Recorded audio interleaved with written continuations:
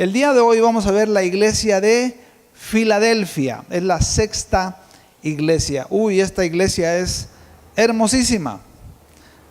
La iglesia de Filadelfia. La palabra Filadelfia significa amor fraternal. Esta ciudad, ahora fíjese, es interesante. Si nosotros podemos ver en el mapa, algunas Biblias al final traen mapas, ¿verdad? Casi la mayoría. Ahí podemos ver las iglesias de Asia Menor.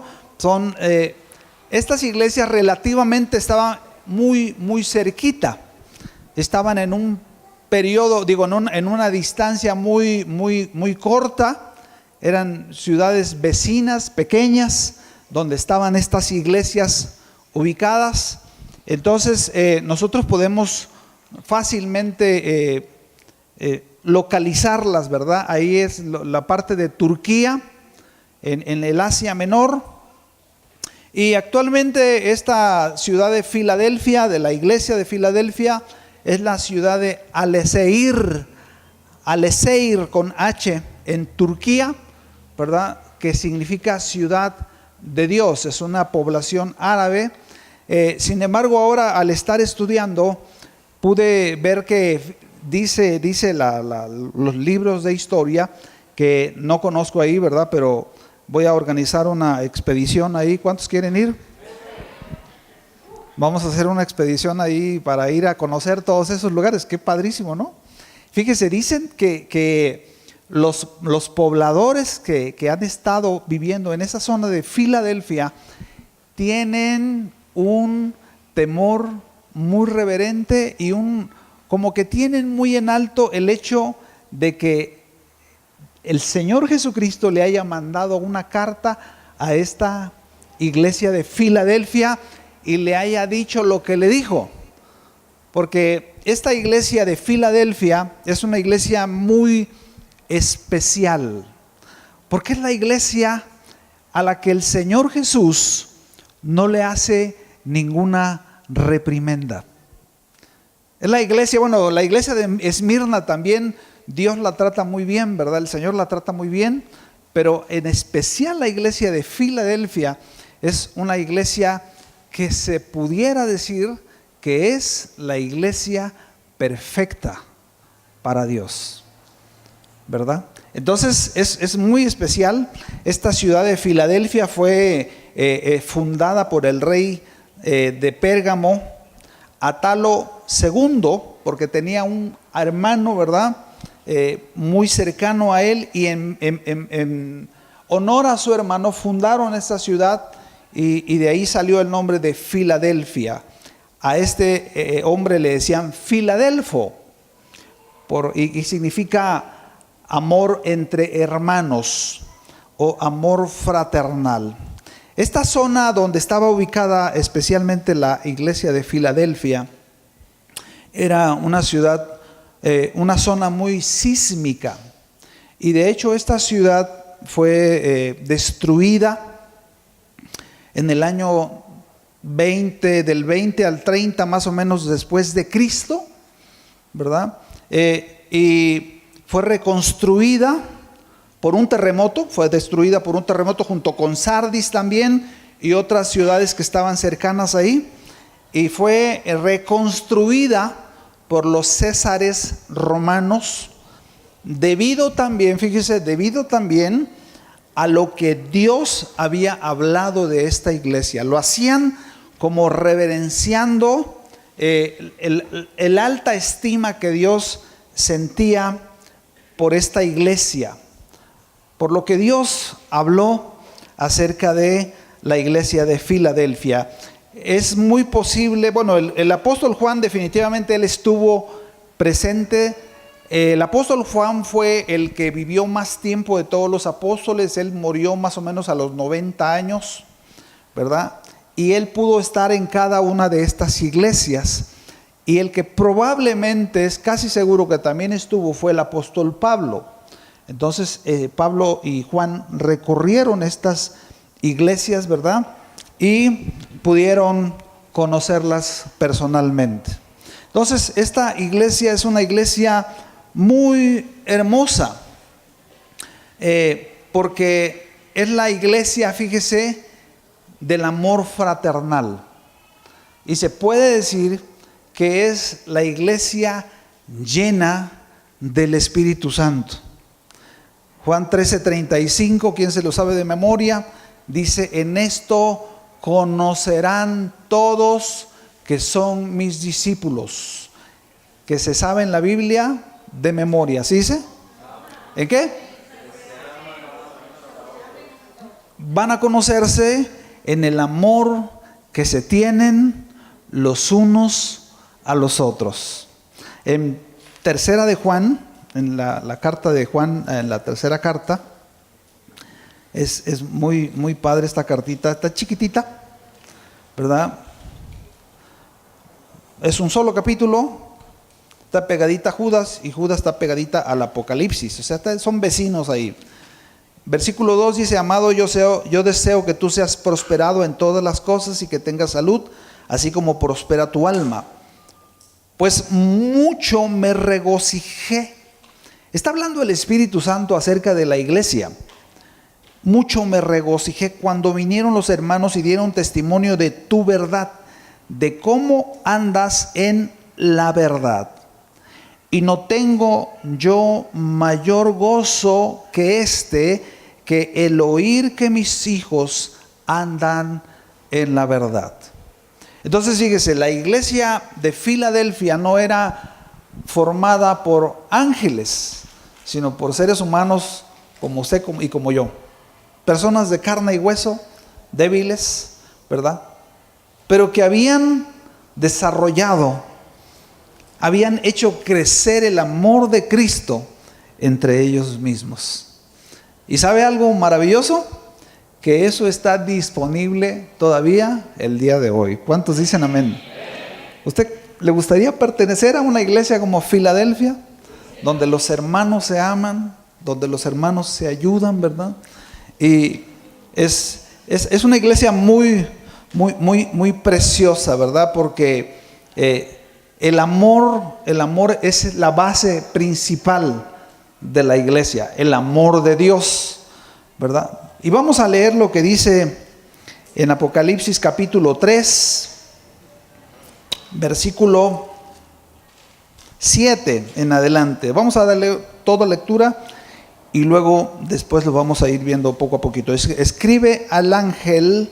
El ángel era el encargado de la iglesia, se cree que es el pastor, ¿verdad? O el líder de ahí de la iglesia. En Filadelfia, esto dice el santo, el verdadero, el que tiene la llave de David, el que abre y ninguno cierra, y cierra y ninguno abre.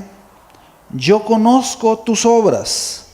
He aquí he puesto delante de ti una puerta abierta, la cual nadie puede cerrar.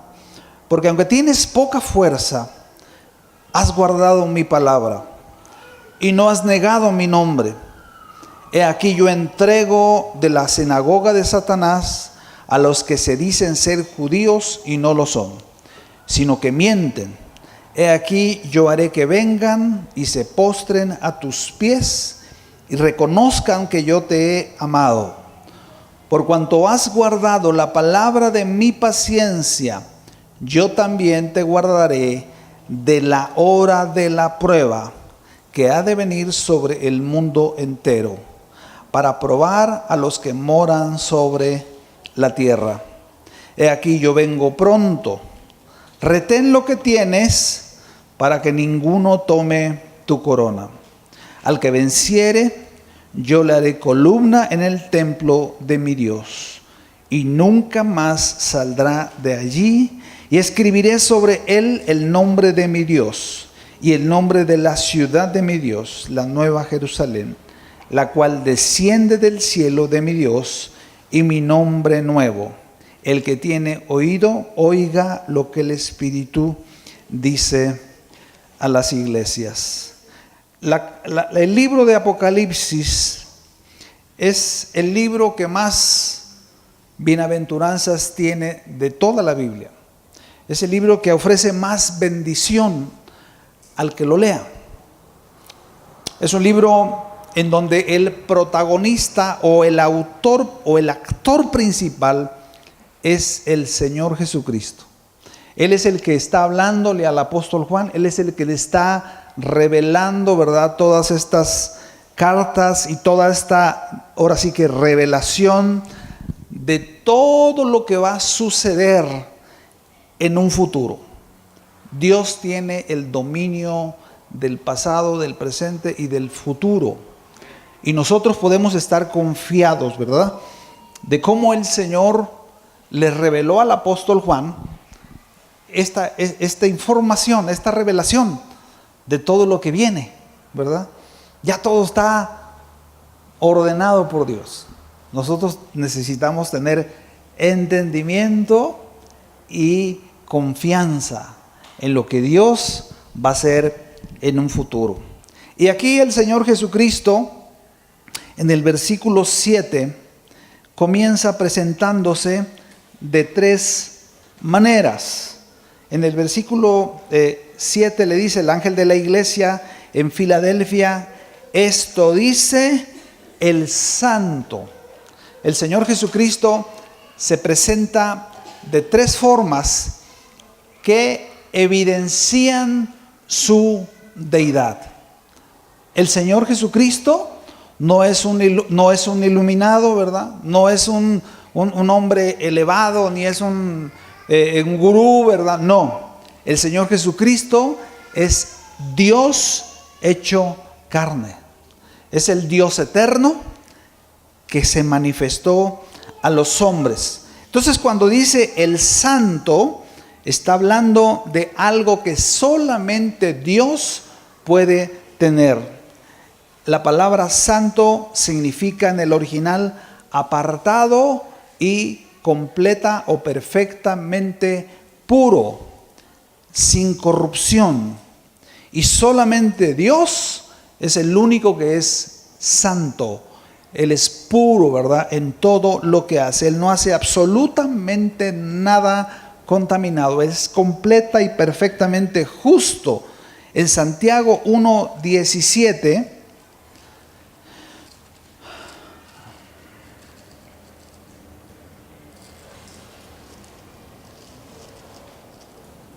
dice la palabra de Dios: toda buena dádiva y todo don perfecto, dádiva es regalo, todo don perfecto hacia los hombres, dice, desciende de lo alto, del Padre de las luces, en el cual no hay mudanza ni sombra de variación.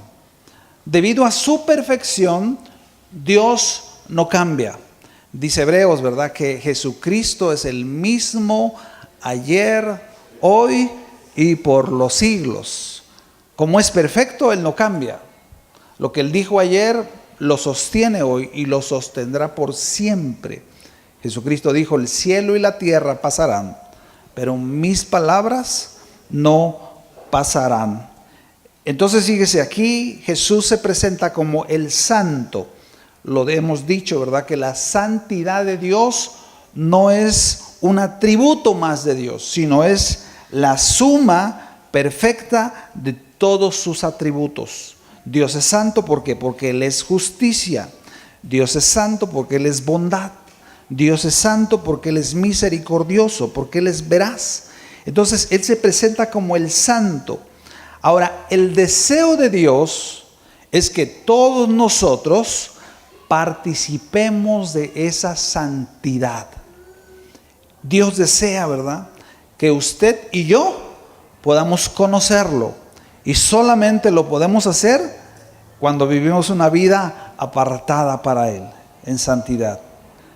Dice la palabra de Dios que solo los de limpio corazón van a ver a Dios.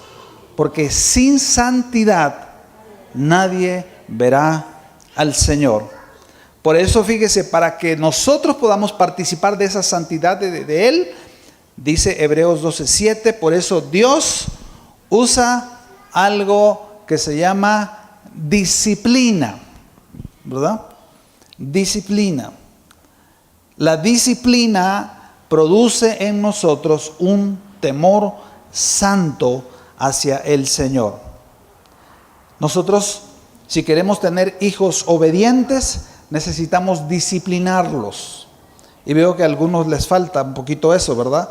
Disciplinar a sus hijos para que sean correctos. Dice, si soportan la disciplina, Dios los trata como a hijos, porque ¿qué hijo es aquel a quien el Padre nos disciplina? El que sigue. Pero si se nos deja sin disciplina, de la cual todos, ¿quiénes han sido participantes? Todos. Entonces dice, no, sois bastardos, o sea, no son hijos, sí y no hijos, ¿verdad? El que sigue. En otra parte tuvimos a nuestros padres terrenales que nos disciplinaban y los veneramos. ¿Por qué no obedeceremos mucho mejor al Padre de los Espíritus y viviremos? 10. Y aquellos ciertamente por pocos días nos disciplinaban como a ellos les parecía, pero a este por lo que nos es provechoso para que participemos de su santidad. Debido a su amor, a su perfección y a su sabiduría, nos es necesario la disciplina. Imagínese usted, por ejemplo, se me ocurre un ejemplo, que usted adopta a un jovencito que ha vivido toda su vida pues en la calle, ¿verdad? Que creció así, sin papá, sin mamá, que creció sin regla, así, ¿verdad? Haciendo lo que él se le ocurría, y usted decide adoptarlo como hijo. Y usted dice, ¿sabes qué? Lo único que yo quiero darle a este jovencito es amor y solamente amor. Nunca lo voy a regañar ni lo voy a corregir. ¿Eso sería correcto? No. Nosotros éramos como esos niños así. Cuando el Señor nos adoptó, veníamos todos maleducados, malformados, desobedientes, majaderos, léperos, ¿verdad? Maldicientes, ¿sí o no? Dios nos tiene que disciplinar, ¿verdad? Para que nosotros podamos participar de la santidad de Dios. Y luego la otra palabra que usa aquí el apóstol Juan es el verdadero. Estamos en Apocalipsis 3:7. El santo, el verdadero. Esto quiere decir en el original el genuino o el legítimo. En otras palabras, Jesús es el original. Todos los demás son copias. Nosotros, quiero decirle algo, nosotros existimos en el universo de Dios. Dios es el dueño y el creador del universo. Él es el que establece los fundamentos. Por lo tanto, Él se presenta como el genuino y el verdadero, porque la palabra de Dios nos dice, fíjese, que todo lo que hay, primera de Colosenses 1, 16 y 17, por favor. Colosenses 1, 16 y 17. Que todo fue creado por medio de Él y para Él, ¿verdad? Creadas todas las cosas, las que hay en los cielos, a las que hay en la tierra, visibles, invisibles, sean tronos, sean dominios, principados, sean potestades. Todo fue creado por medio de Él y para Él. El 17 dice, Él es antes de todas las cosas y todas las cosas en Él subsisten. Isaías 45, 5 y 7 nos hablan que Él es el que establece la verdad y la realidad. Es lo mismo en la Biblia, la verdad y la realidad viene siendo lo mismo, ¿verdad? Él es el equivalente. Para que se sepa desde el nacimiento del sol, o sea, donde sale el sol hasta donde se pone, que no hay más que yo, dice Dios, yo Jehová y ninguno más que yo. 7, al 6, el que sigue, perdón. Que formo la luz y creo las tinieblas, que hago la paz y creo la adversidad, yo Jehová soy el que hago todo esto. ¿Lo puso desde el 6? ¿El 5? A ver qué dice el 5. El 5.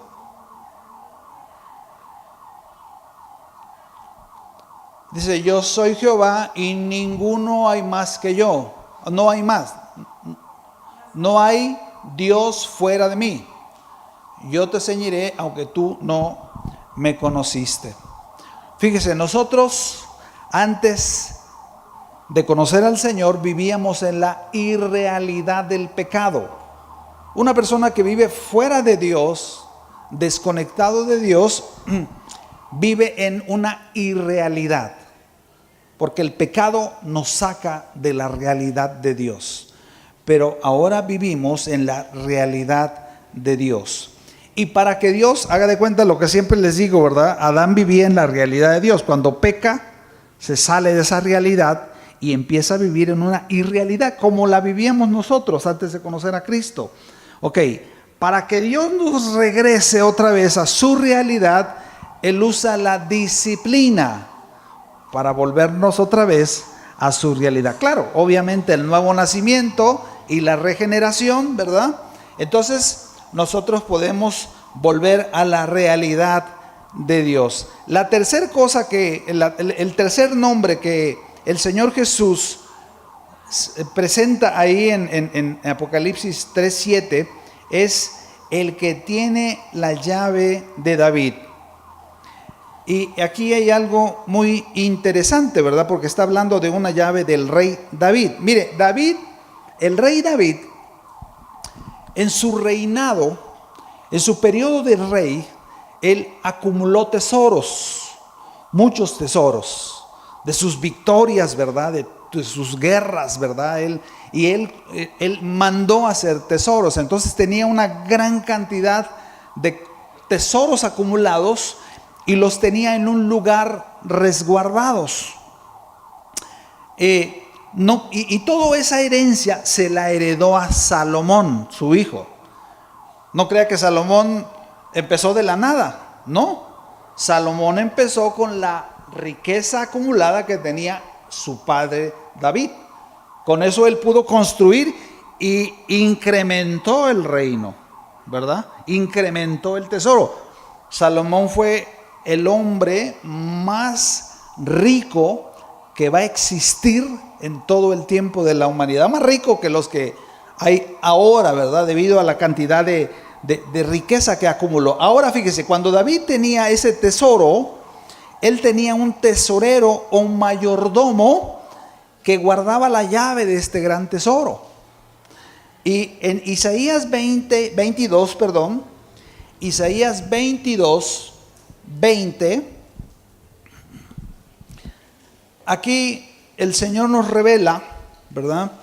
El nombre de este tesorero era un hombre llamado Eliaquim.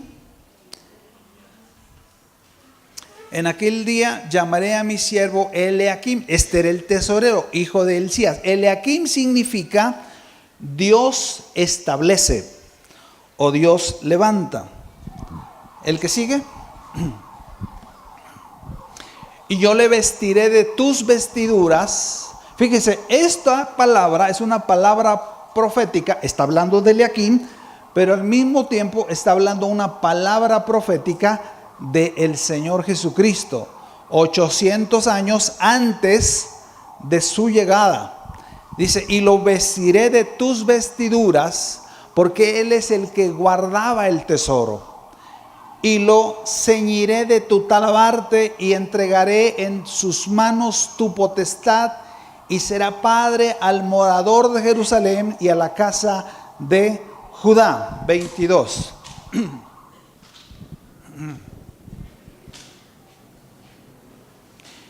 Y pondré la llave de la casa de David en su hombro, y abrirá y nadie cerrará, y cerrará y nadie abrirá. Ok, entonces fíjese, la llave que tenía Eliaquim era una llave de madera, como la cruz de Cristo. Entonces fíjese, nosotros vemos ahora cuando viene el Señor Jesús, Juan 10:9 y 10, Juan 10:9, el Señor dice lo siguiente: yo soy la puerta. El que por mí entrare será salvo, y entrará y saldrá y hallará pastos. Versículo 10. El ladrón no viene sino a hurtar, matar y destruir. Yo he venido para que tengan vida y para que la tengan en abundancia. Por eso aquí la palabra de Dios dice que Él es el que tiene la llave de David.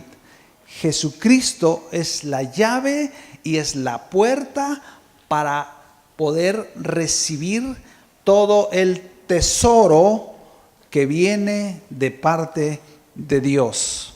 Nosotros necesitamos esa llave que solamente el Señor nos puede dar, ¿verdad? Solamente el Señor es el único que nos puede abrir la puerta. En Colosenses capítulo 2, por favor, versículo 2, vea lo que hay en Cristo. Colosenses 2, para que sean consolados sus corazones, unidos en amor, hasta alcanzar todas las riquezas de pleno entendimiento. No sé si lo captamos. A ver, otra vez. Hasta alcanzar las riquezas de pleno entendimiento. Hay riquezas que Dios quiere darnos a nosotros, que necesitan entendimiento espiritual, dice, a fin de conocer el misterio de Dios el Padre y de Cristo, versículo 3, en quien están escondidos todos los tesoros de la sabiduría y el conocimiento. ¿Cuántos entendieron? Entonces Cristo es la llave de David que abre la puerta de los tesoros para que nosotros podamos recibir esos tesoros. Ojo, Eliaquim tenía la llave del tesoro de David para poder obtener los tesoros para construir el templo. Jesucristo tiene la llave de la sabiduría y el conocimiento, tiene todos los tesoros para que nosotros recibamos esos tesoros y podamos construir un templo para Dios. Y el templo eres tú y soy yo. ¿Sí la captaron? Entonces necesitamos esa llave, ¿verdad? Él es el que tiene la llave.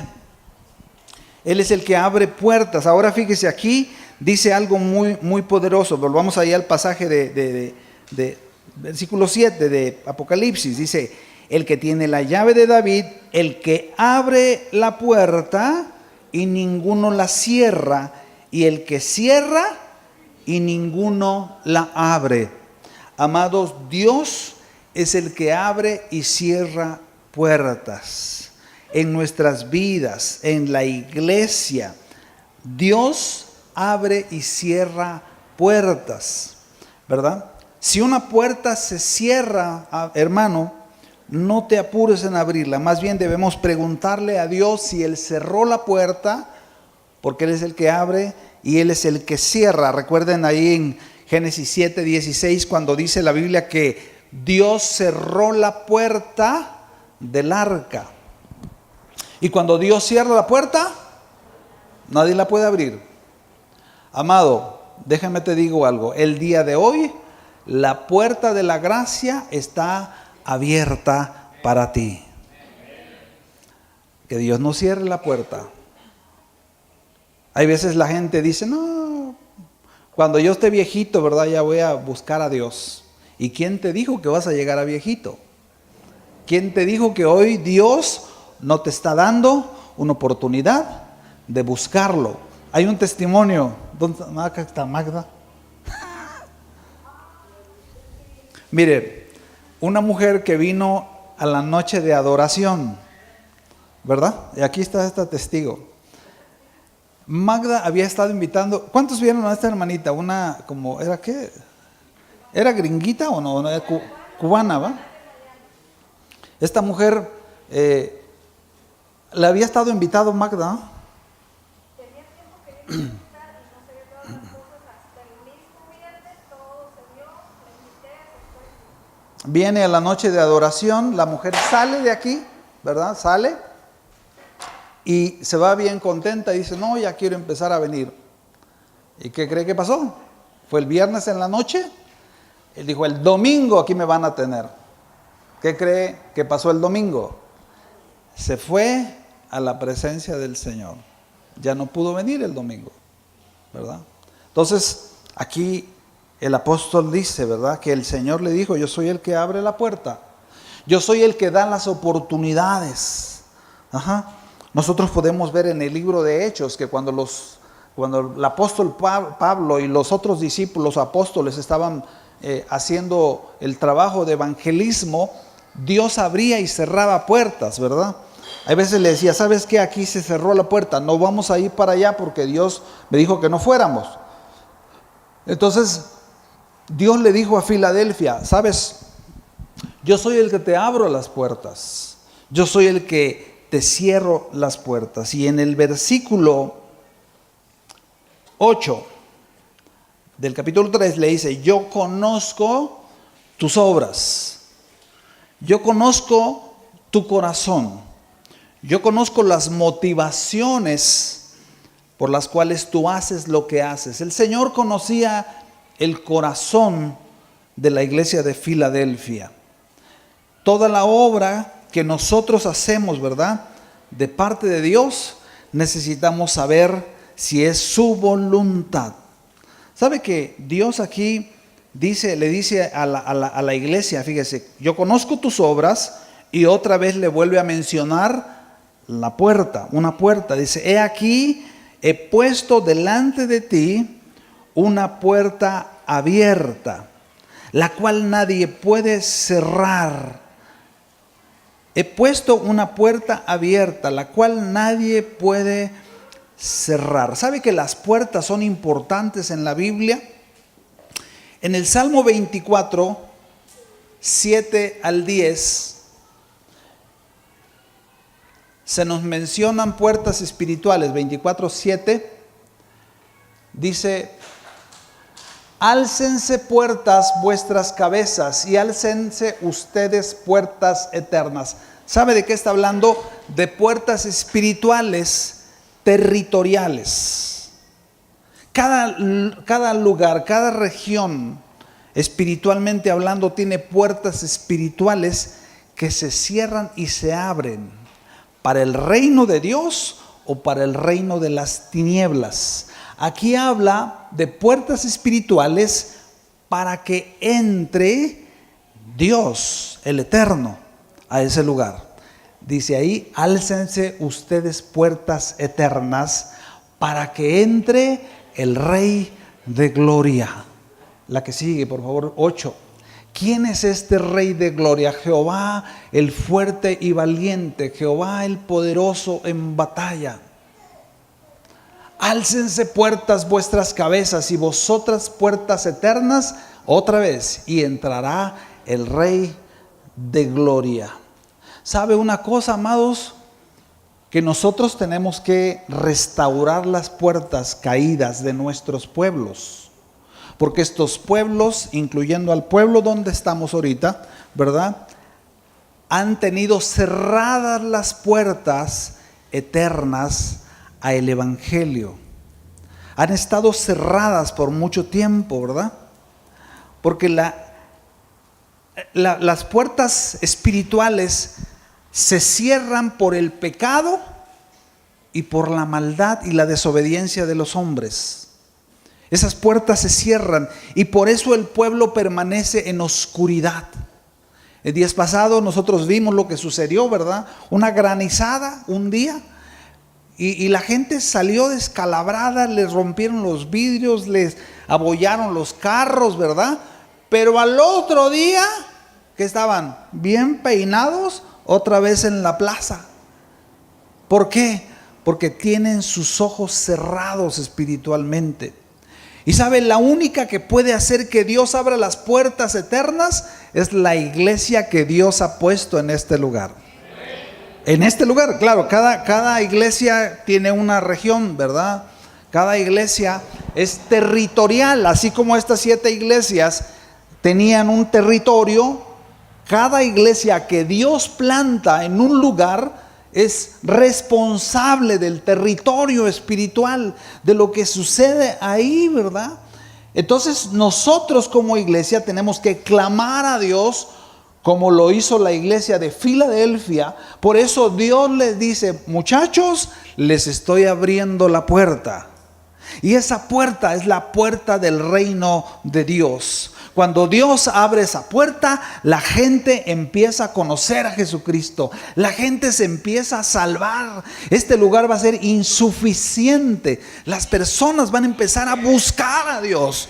Van a empezar a desesperarse. Los maridos adúlteros se van a arrepentir y le van a pedir perdón a Dios. Los borrachos se van a arrepentir, ¿verdad? Y van a empezar a buscar. Los que están dormidos, como algunos pudieran estar dormidos en este día. Hace rato cuando estábamos en la alabanza, Dios me puso, empieza a clamar por los que están dormidos, porque aquí hay gente dormida espiritualmente, que necesita despertar, que necesita darse cuenta que Dios está abriéndole la puerta para entrar, ¿verdad? Entonces fíjese, Mateo 16, 18, el Señor le dijo a Pedro lo siguiente, Mateo 16, 18, una revelación que ya hemos escuchado, ¿verdad? Dice: yo también te digo, Pedro, que tú eres Pedro, y sobre esta roca que acabas de declarar que Jesucristo era el Rey, era el Señor, ¿verdad? Era el Mesías de Dios. Dice: edificaré mi iglesia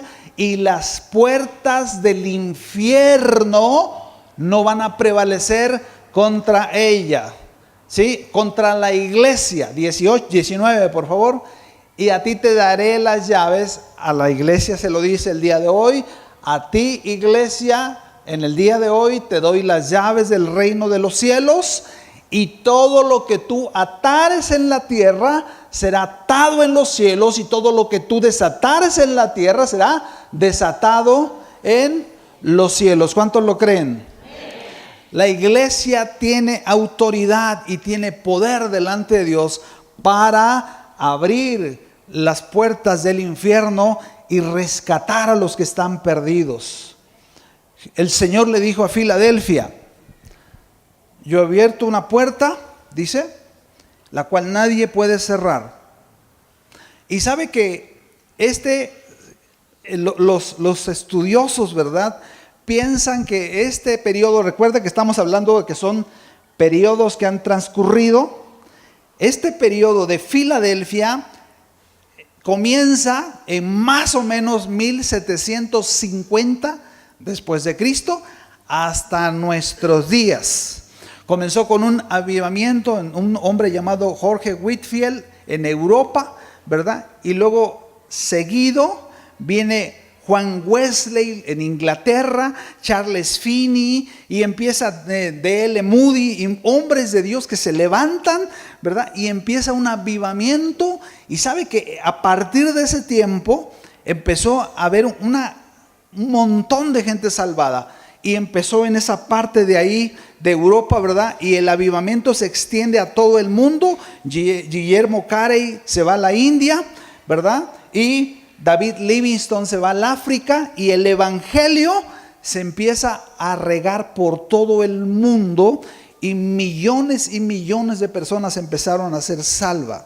¿Sabe que la iglesia de Filadelfia, me gusta lo que le dice ahí, versículo 8, dice: yo he abierto delante de ti una puerta abierta, la cual nadie puede cerrar. Amados, si nosotros empezamos a orar, dice 2 de Crónicas 7:14, si mi pueblo sobre el cual mi nombre es invocado. ¿Cuál es su pueblo? Nosotros.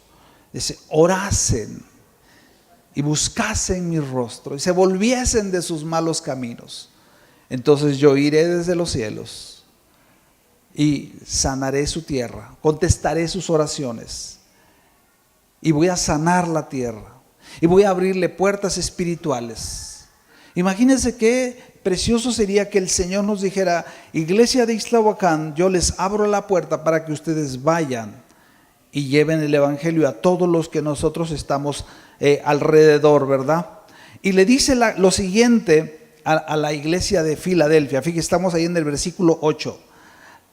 Porque aunque tienes poca fuerza, nosotros podemos pensar, ¿verdad? Yo me imaginé cuando estaba estudiando esto, ¿verdad? Empecé a imaginar a la iglesia de Filadelfia como una mega iglesia con puros superhombres, ¿verdad? Y mujeres así, gigantes espirituales. No. Eran personas comunes y corrientes. Eran hombres y mujeres débiles, pero que habían puesto toda su confianza en un Dios todopoderoso.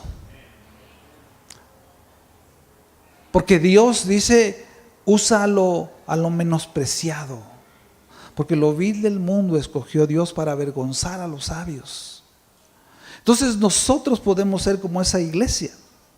Le dice estas palabras hermosas a la iglesia de Filadelfia: tienes poca fuerza. No le dice, yo reconozco que eres un gigante espiritual, no. Le dice, eres una iglesia con poca fuerza, eres una iglesia débil. Y sabe, le digo algo, la iglesia está formada por gente débil. ¿Cuántos son débiles aquí? Si la gente nos conociera realmente que somos personas que no somos gigantes espirituales, yo quisiera decirles, hermano, yo soy un poderosísimo, ¿verdad? No. Soy un tipo ordinario, débil, que Dios agarró ahí del montón, ¿verdad? Nos limpió, nos santificó y ahora nos ha puesto para llevar su palabra. Pero dependemos de Él. No somos gigantes espirituales. Así que si tú crees que eres débil, tú calificas para ser como la iglesia de Filadelfia. Pero necesitas poner tu confianza en Dios. Pablo le dijo al Señor, ¿verdad? Quítame esta debilidad. ¿Y qué le dijo el Señor? ¿Cuántas veces le pidió a Pablo que le quitara? 3 veces. Y el Señor le dijo, no la voy a quitar, porque necesito que dependas de mí. Que cada que te sientas débil te tires al piso y llores y digas, Señor, necesito de tu ayuda. Necesito que me llenes con tu espíritu, con tu poder, ¿verdad? Para poder seguir adelante. ¿Alguien ha pensado en renunciar alguna vez? Pues todos, ¿verdad? Pero cuando cargamos fuerzas con el Señor, es cuando nos levantamos fortalecidos, ¿verdad? Dice, porque aunque tienes poca fuerza, has guardado mi palabra. Has obedecido mi palabra y no has negado mi nombre. Sigues adelante. Sigues adelante. Por eso es necesario, ¿verdad? Habitar los hermanos juntos en armonía. Por eso nos juntamos. Por eso nos animamos los unos a los otros, ¿verdad? Podemos orar los unos por los otros. Versículo 9. He aquí yo entrego de la sinagoga de Satanás a los que se dicen ser judíos y no lo son, sino que mienten. He aquí yo haré que vengan y se postren a tus pies y reconozcan que yo te he amado. En esa ciudad de Filadelfia, en esa pequeña ciudad de Filadelfia, había una sinagoga establecida. La sinagoga no es lo mismo que una iglesia. Una sinagoga es un lugar de reunión donde se juntaba la gente, ¿verdad? Religiosa. Y había judíos ahí que se opusieron a la iglesia de Filadelfia. Judíos, ¿verdad? Que estaban bajo la ley de Moisés y eran fariseos, eran religiosos. Y muchos o algunos de esos judíos se introdujeron en la iglesia de Filadelfia con el fin de detener el avance espiritual de la iglesia. Y ellos se juntaban, ¿verdad? Se llamaban judaizantes. Eran judíos que querían vivir bajo el sistema mosaico de la ley, pero querían juntar la ley con la gracia de Jesucristo. Entonces, ellos se metían ahí, ¿verdad? Y hacían como una especie de élite ahí adentro, y ellos que se movían adentro, pero no eran parte de la iglesia. Así como puede haber personas, ¿verdad? Que en la otra le dice el Señor, donde hay una sinagoga de Satanás, ¿se acuerdan? Que le dice a una de las iglesias, le dice, ¿sabes qué? Hay una sinagoga de Satanás. El 2:24 le dice a la iglesia de Tiatira, ellos han conocido las profundidades de Satanás. Ahora fíjese, ¿eso puede suceder en una iglesia como esta? Sí, gente que se junta, pero no se juntan para edificar y glorificar el nombre de Dios, sino para chismear, ¿verdad? Eso se vuelve una sinagoga de Satanás. Se vuelve un grupo de personas que no van a edificar. Y el Señor le dice, mira, yo a esta sinagoga de Satanás los voy a quitar de ahí. Y haré que se vengan y te reconozcan que yo te he amado a ti. Versículo 10. Por cuanto has guardado la palabra de mi paciencia. O sea, eso significa que ellos obedecían la palabra de Dios a pesar de la tribulación, a pesar de las luchas, ¿verdad? De las oposiciones que había ahí, de la persecución que había en ese tiempo, ¿verdad? Ellos guardaban la palabra de Dios y le dice algo muy interesante. Yo también te guardaré de la hora de la prueba. Fíjese, es interesante que Dios le dice, te guardaré de la hora de la prueba. No le dice, te guardaré en la hora de la prueba. No, entonces significa esto, que la iglesia de Filadelfia va a ser la iglesia que va a ser arrebatada antes de la gran tribulación. La iglesia de Filadelfia es la iglesia que va a encontrar al Señor en los aires, así como lo hemos estado estudiando anteriormente, ¿verdad? Entonces, aquí fíjense, volvamos a leer aquí, versículo 10. Por cuanto has guardado la palabra de mi paciencia, yo también te guardaré de la hora de la prueba que ha de venir sobre el mundo entero para probar a los que moran sobre la tierra. Habla de la gran tribulación.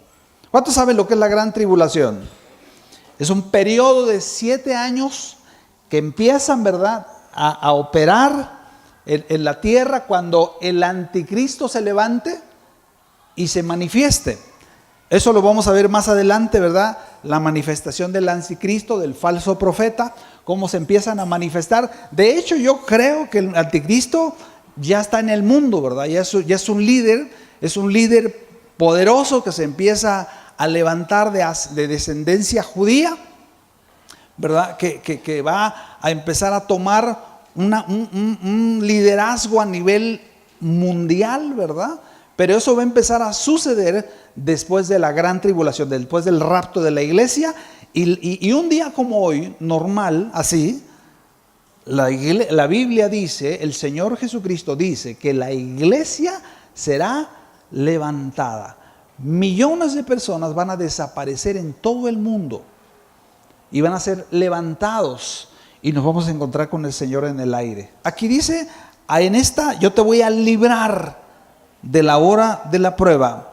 Isaías 26, 20 y 21 nos describe en el Antiguo Testamento lo que va a suceder. Isaías 26, 20 y 21 nos habla acerca de eso. Es una palabra profética. Dice, anda, pueblo mío, entra en tus aposentos, cierra tras ti tus puertas, escóndete un poquito por un momento, en tanto que pasa la indignación, el enojo de Dios. El que sigue, porque he aquí que Jehová sale de su lugar, ¿para qué?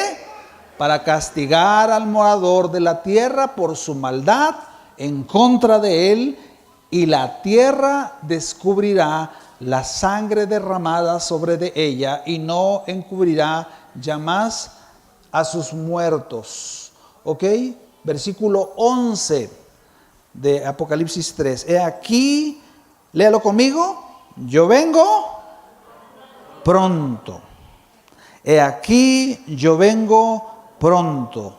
Iglesia, retén lo que tienes. No bajes la guardia. No te descuides. No le aflojes el paso. retén lo que tienes para que ninguno se quede con lo que te pertenece a ti. Para que ninguno tome la herencia que te tocaba a ti. ¿Me entiendes? Dice, al que venciere, yo le haré columna en el templo de mi Dios. Recuerde, ¿verdad?, que lo que dijimos, que el Señor es el santo. Necesitamos ser santos como Él es santo. Él es el verdadero. Necesitamos vivir en la verdad. Y necesitamos abrir la llave de los tesoros espirituales para poder construir el templo para Dios. Y poder ser lo que nos dice aquí, versículo 12, al que venciere, a los vencedores, yo los voy a hacer columna en el templo de mi Dios. Una columna tenía dos funciones: embellecía el templo, embellecía el lugar, la construcción, pero también era un lugar que, un pilar que sostenía algo, un peso.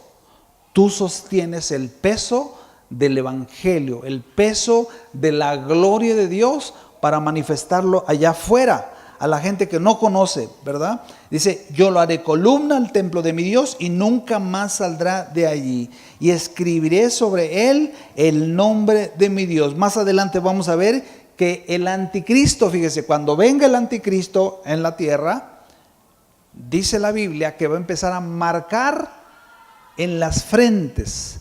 Aquellos que reciban la marca del anticristo son los que ya no van a poder salvarse, ¿verdad? Les va a poner una marca en la frente. Pero aquí dice el Señor, aquellos que son míos, voy a escribir sobre de ellos el nombre de Dios y el nombre de la ciudad de mi Dios, la nueva Jerusalén, la cual desciende del cielo de mi Dios, y mi nombre nuevo. El que tiene oídos en esta noche, oiga lo que el Espíritu le dice a las iglesias. Vamos a orar. Padre, gracias porque esta noche, Señor, nos has mostrado esta iglesia que es amada de tu corazón. En esta noche nosotros reconocemos, Señor, nuestra incapacidad. Reconocemos nuestra debilidad, Señor. Nos quisiéramos presentar delante de ti como una iglesia poderosa, pero no lo somos, Señor. Somos una iglesia débil. Y en esta noche pedimos de tu gracia y tu poder. Necesitamos de tu ayuda, Señor. Nos ha tocado vivir este tiempo, estos últimos tiempos de la humanidad, antes de tu regreso. Ayúdanos, Padre. Ayúdanos a mantenernos en el camino, a no descuidarnos, a cuidar nuestra salvación con temor y temblor cada día. Porque tu palabra dice que tú vienes pronto, que retengamos, que cuidemos, que vigilemos lo que nos has encomendado, para que ninguno tome lo que nos pertenece. Y si tú estás aquí en esta noche y nunca has permitido que Dios te perdone y te limpie de tus pecados y quieres recibir a Jesús como Señor y Salvador, no es casualidad que tú estés esta noche aquí. Si tú le quieres abrir tu corazón a Dios, aunque no entiendas muchas cosas, pero tú quieres que Dios perdone tu corazón, perdone tu pecado y lo limpie y te dé la salvación gratuita, la que Jesucristo ganó en la cruz del Calvario. En esta noche abre tu boca y dile: Señor Jesús, yo te abro mi corazón para que entres en él. Perdóname. Yo te recibo en esta noche como mi Señor y mi Salvador. Dame de tu salvación. Sálvame, Señor. Perdona mis pecados. Límpialos y hazme una nueva criatura en Cristo. Gracias, Señor, por la oportunidad que me has dado esta noche de poder conocerte y recibirte. Te lo pedimos, Padre. Bendice tu iglesia. Guárdanos en el precioso nombre de Jesús. Amén. Amén. Dios le bendiga. Salude el que está a su lado.